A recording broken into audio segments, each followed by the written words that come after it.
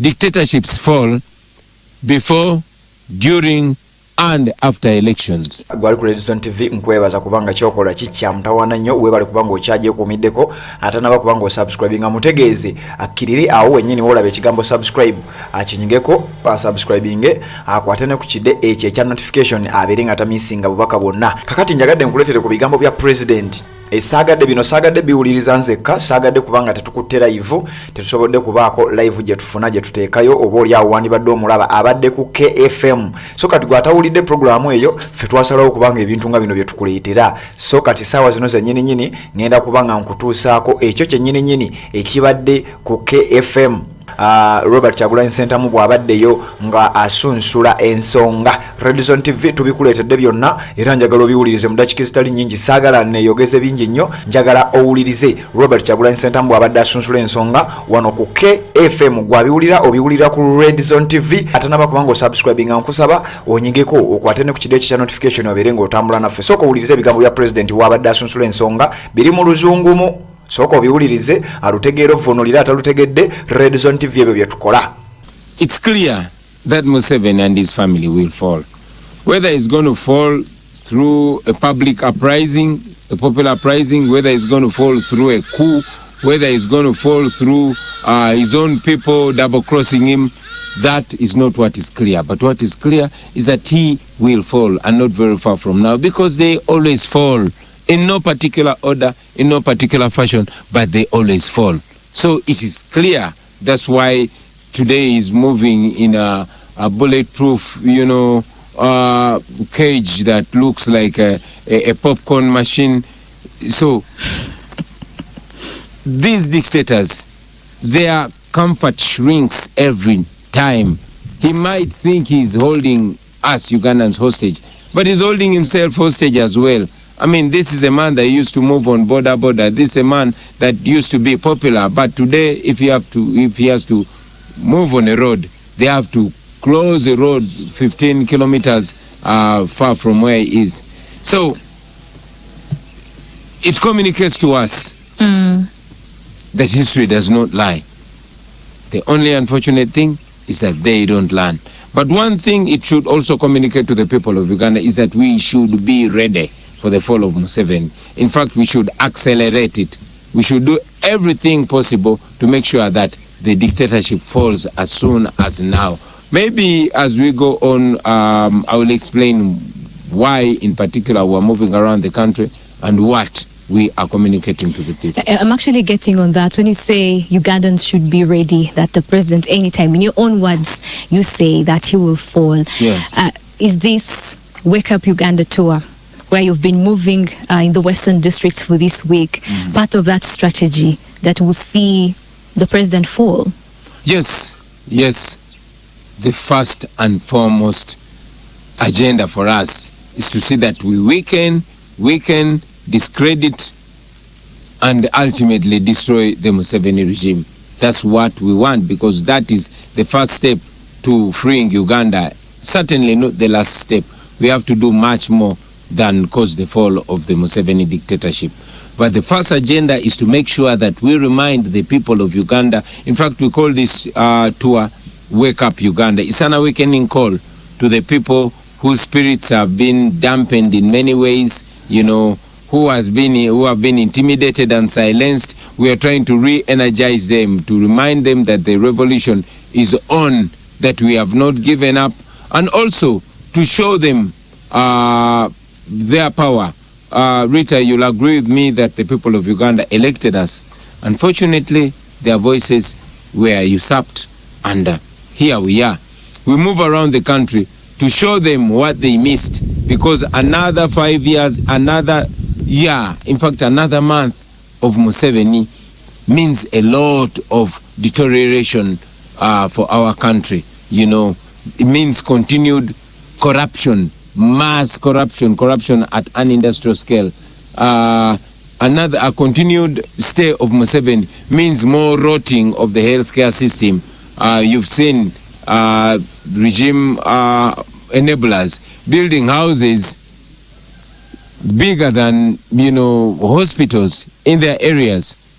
You've seen them move in convoys and spend millions daily. I'll tell you, Rita, that here in Uganda, ballots don't necessarily translate into victory.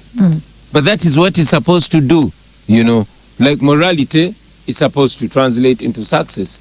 Decency is supposed to translate into success. Unfortunately, it is only corruption that translates into success, not decency. You've seen corrupt officials, you know, caught in one corruption scandal, but instead of being demoted, they are elevated. That does not mean corruption is right, you know. Votes have not translated into victory, but that does not mean that votes don't count. They are supposed to count, and that's why we are fighting. The love that we get from people, the support that we get from people is supposed to translate into the people's voices being respected and asserted and translating into action. It has not been the case. Are we going to give up? No, we are not going to give up. I'll remind you, Rita, I and my team are here not because we are the ones who started this effort. This effort was started by people, some of them have even passed on, the likes of Dr. Paulo Kawanga Semogerere. They've run their course. They inspired us, the likes of Dr. Kiza Besige. They've run their course. They've inspired us. So, does it stop with them? No, we will have betrayed them. We can only honor them and respect them by following up, by pushing this course. And we can also, you know, keep it going by inspiring others. The late Tupac said that I am not sure that I will change the world, but I can guarantee you that I will spark the brain that will change the world. I wanted to hear from you, your experience so far in this first week of the Wake Up Tour that you've been doing. We've been seeing you, like I said, in Imbara, in Kabale, in Kasese, and in Fort Portal. If you could share with us the experience, how it has been. It has been a largely successful tour. You know, we have been received with amazing love in Barara, in Fort Portal, in Kasese, and in Kabale. The love was massive. We are very thankful. We are also thankful that we were not antagonized so much by the security forces. The police did not tear gas us, at least for the first three activities. The police did not antagonize us. They did not block the road. Although in Barara, they switched off the radio, but that's so characteristic of this cowardly regime. They switched off the radio. In Fort Portal, we were able to speak on the radio. Well, in Kasese, they blocked us from accessing the radio, which we had actually paid for. In Barara, they just switched it off. We spoke on the radio, but nobody could hear us. But then in Kasese, they blocked us. Now in Kabale, they blocked the road, blocked us from using the main road. We had to walk on foot. And they also confiscated our sound system and stopped us from addressing the gathering that we were going to address in Kabale. And did you get an explanation for that? Why you were blocked? No, they don't explain. They just brought a water, a police water van, a police water truck, and they parked it in the middle of the road. And then they made a formation blocking us from driving through town. But we walked nevertheless, and the people followed us, and the police was overwhelmed. However, I must say that our activities were 100% peaceful. Not one person got hurt apart from those that were beaten in the police, in the Kabale town by the police. Not one person was hurt. This goes further to show that it is the police that causes the chaos. When the police does not cause chaos, there's no chaos. When the police does not unleash violence, there's no violence. When the police does not disturb the peace, there's no peace. So I hope the police, continues to respect the law the way they did, at least in Barara, Fort Portal, and Kabale. Mr. Kyagulanyi, make us understand, what is this tour Wake Up Uganda tour all about? What is the agenda behind? Are you trying to campaign for the 2026 general election? We are not campaigning for an election. We won the election. We don't need to campaign. But you're not at State House in TV, Mr. Yes, Bobi Wine. we are not there, and we know that even if we had another election, if it is done the same way the 2020 election was done, with the same Byabakama, with the same Owinyidoro, with the same, one-sided police and military that is only bent on, preserving the regime in power, with all institutions pocketed by the incumbent, you wouldn't expect different results. We are waking up people to tell them first and foremost that an election alone is not enough. We are showing them what they missed when the election was rigged, what a new Uganda would have been. And we are still telling them that it's still possible. It's still possible to get a new Uganda. But the election alone is not enough. We are not discrediting the election. We are not dismissing the election, but we're telling them that Ugandans have to do much more than go and cast their ballot. They have to put their foot on the ground. They have to be assertive, the same way the Sudanese were, the same way the Tunisians were, the same way the Burkinabés were, and many other places that have liberated themselves from dictatorships. Dictatorships fall before, during, and after elections. But I'll tell you that we are not in any competition with Museveni's son. No, we want to remove dictator Museveni. We must not be diverted to his son. The enemy of Uganda is dictator Yoweri Museveni, and the rest are just hangers on. His son would crumble like a pack of cards when Museveni crumbles, and all those that are feeding off his hand. What message are you taking to the people? Like you're saying, you're waking up these people, but these people, when they try to follow up your message, many of them, like we've said, are languishing in prison. Yes. Many of them end up dying in these so-called processions that you are leading as you try to awaken them up. I'll tell you that the risk is there. It has always been there. It's going to be there. We are fighting a military dictatorship that has been in power for 37 years and counting. We are fighting a cabal, a clique that took over our country by force of arms. We are fighting rebels. So I did not promise anybody that it's going to be a walk in the park. No, I did not promise anybody that it's going to be easy. We shall be arrested, we shall be tear gassed, we shall be beaten, and some will be killed. Some will be imprisoned, but at the end of the day, we shall win. Because looking at history, no oppressed people have remained oppressed forever. But again, freedom is not just given by the oppressor to the oppressed. It must be taken. So we are telling our people that they must take their freedom. It's not going to be given for free. And it's only those that are willing to take on the challenge that are going to take it on. Mr. Kyagulanyi, the person you call a dictator, Yoweri Museveni, has been in power for such a long time. Yes. People keep showing him the love. And you, the opposition, keep saying elections cannot work. But they have been working. People have been electing the same person for over 30 years now. Are you really honest about what you're saying? I want to hear it from you. People have been electing... Because he's the president we keep having. Yeah, even Omar el-Bashir, who apparently won with 94% of the vote, a few months later, he was kicked off. Bongo in Gabon was overthrown a few days ago, claimed that he had victory. Museveni himself, having switched off the internet, having his opponents in prison, in the graves, and having me, his main challenger, under house arrest, declared himself winner. You saw the kind of election that we went through.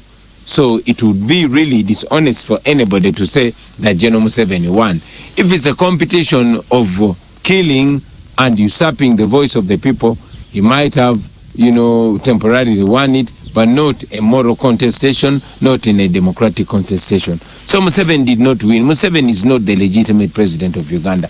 And we all know that, and he knows that. The black people in America and all over the world were enslaved for 400 years. 400 years. But slavery came to an end. We were colonized for way beyond 70 years. Colonialism came to an end, although it keeps creeping back through these dictators that are used by the West. But it fell, okay? Dictatorships fall. There was Mobutu Sese Seko, you know how long he ruled the people of Congo. He fell. There was Muammar Gaddafi. He fell after 42 years. They always fall. The point is not giving up, okay? We are not going to be dampened by how long we've struggled. In fact, the length that we have struggled is more reason that we should not give up. So much sacrifice has been given in, you know. We've lost so many people trying to free ourselves. The only thing that we can do not to betray them is not to give up. One of my biggest aspirations is to ensure that people don't give up, so that one day some Ugandans will look at us and say, because of the People Power movement, we did not give up. Because of that man called Kyagulanyi, we didn't give up. Because of this and that, we didn't give up. So we must make sure that people don't give up. You know, there's going to be so much frustration. You're going to see many of our colleagues sell out, you know, because not everybody has the same resilience. Everybody has a breaking point. Our duty is to make sure we extend the breaking point of the people of Uganda, because the dictatorship is not growing any younger itself. I want you to know that the people of Uganda, first and foremost, they represent themselves. And we did not show up as a political party. We showed up as a collection of the people of Uganda. And we are the People Power movement before we are NUP. And it's important not to reduce the aspirations of the people of Uganda to particular political parties or to individual politicians. Because when you attach the aspirations of Uganda and reduce them to particular politicians, when those politicians sell out, they will want to make it seem like the people of Uganda have sold out. No, they've not. Yes, there have been efforts on unity. Way before I threw in my heart into the political arena. Many of them have failed and many have registered some success. The question is not giving up. When we rose to the occasion to awaken the people, we wanted to awaken people, not political parties. We know that many politicians sell out and many more will sell out. But when Museveni buys one politician, does not mean that he has solved the reasons that caused people to rise up. Yes, it has been his strategy to deny people leadership, to compromise those that people have trust in, from religious leaders to cultural leaders, political leaders, and other special interest groupings. But that does not offer any solution, because the poverty continues to skyrocket.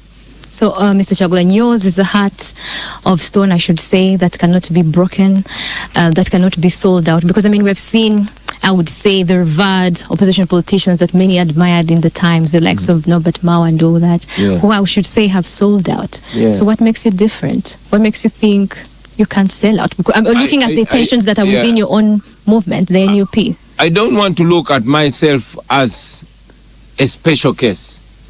I will look at the idea that we represent as a special case. People don't support me because of me as the individual. They support me and my team because of the idea that we represent, the idea that never dies, you know.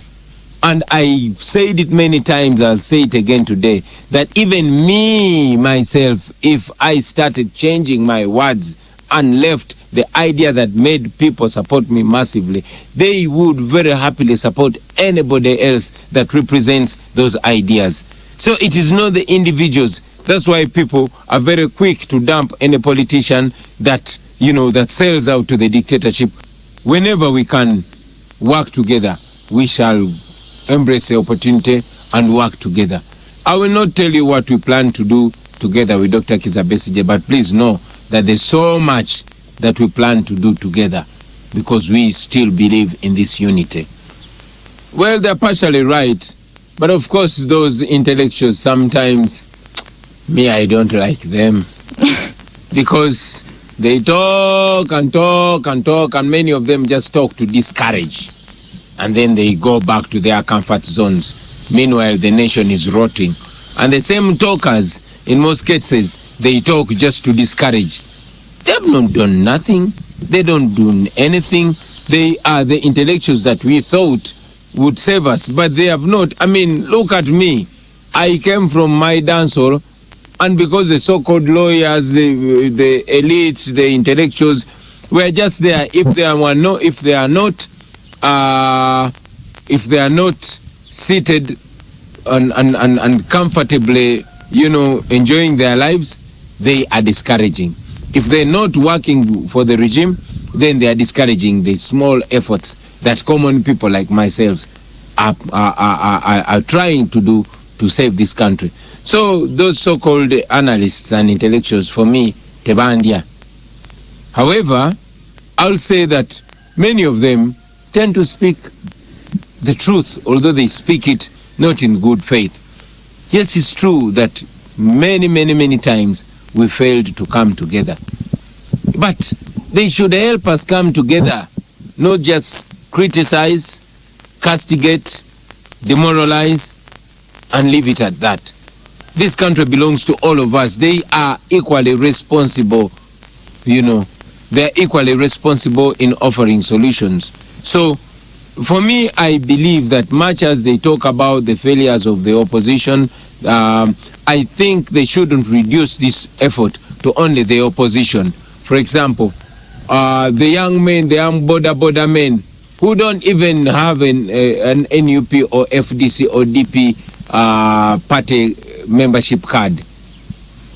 Where are they? What are they? Are they opposition or what? I want to look at them as change-seeking forces. So, for us, we don't look at ourselves as opposition. In any case, we are not opposition. But we are the option. Which change? And it is said indeed that when these people come to these tours that you're moving around with the mammoth crowd, they say indeed they only come to listen to the dancehall star, and your message remains at that rally that you held in Fort Portal. I'm a dancehall star. And that is a plus to me. You cannot take it away from me. Many other politicians, including Museveni, wish they were stars like myself. Museveni has tried it. He has recorded a few songs with his ugly voice. So they wish they had that charisma. They don't have it. So they're trying to undermine it. I have it. I'm thankful to God. Are you trying to tell me that when they go to listen to Museveni, they're going to listen to Emolalo? Yes, they are going to listen to Emolalo, like they come to listen to this artist who tells them sense.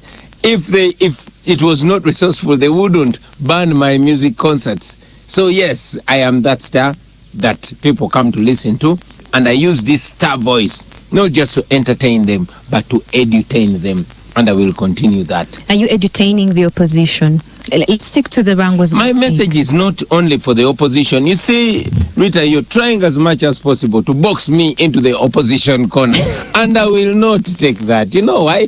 Because my message is for all people. Don't reduce us to opposition, because what if Museveni buys the opposition? He bought DP, he bought UPC. You see what is happening to FDC. I've been telling people, do not put your trust in those so-called politicians. Not even myself. Put your trust in yourselves. You, the people of Uganda, you are the answers. You are the architects of your own freedom and your own liberation. You know, Museveni will buy these people, you know. You remember it during elections. He had already bought Museveni. In fact, in 2016, you remember he said, by 2021, there will be no opposition. Probably he had cut a deal with all the parties that were there. He didn't know that nature and God would bring up a generation that is uncompromising, the generation that I lead. So don't box us to opposition. Don't put us in the corner of these sellouts, in these professional politicians, the electropreneurs. But you know, Mr. Chagulanyi, you have to unbox these boxes. Yes. Because I know yourself, you've had these voices.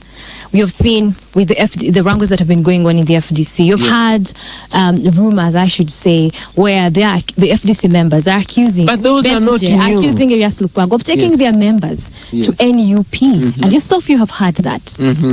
Yeah, I will tell you that that's not new. Even when the first reason why I did not join any party ab initio is because when I was coming into the political space, there was FDC and there was DP, and DP's worst enemy was FDC, and the other way around. I was wondering, I thought that FDC's enemy is supposed to be Museveni and not DP, and the other way around. But that turns out the opposition, you're your own enemies. Exactly. So when I came in, you know, I was independent and we started the People Power Movement, which brings everybody together. For us, our mission is not just to make Bobi Wine president, but to remove a dictatorship and give Ugandans a chance to come together and forge a way forward. We tried as much as possible. We had more than 30 meetings in the run-up to the 2021 election, trying to bring these people together. It only became apparent to me that the unity was not going to be possible because many of the leaders of these parties were paid to cause disharmony and disunity. And this played out later when Mao, you know, came blunt. Now it's playing out in the FDC. But I'll tell you that those few characters should not define us. The FDC is much bigger than their Secretary General, their president.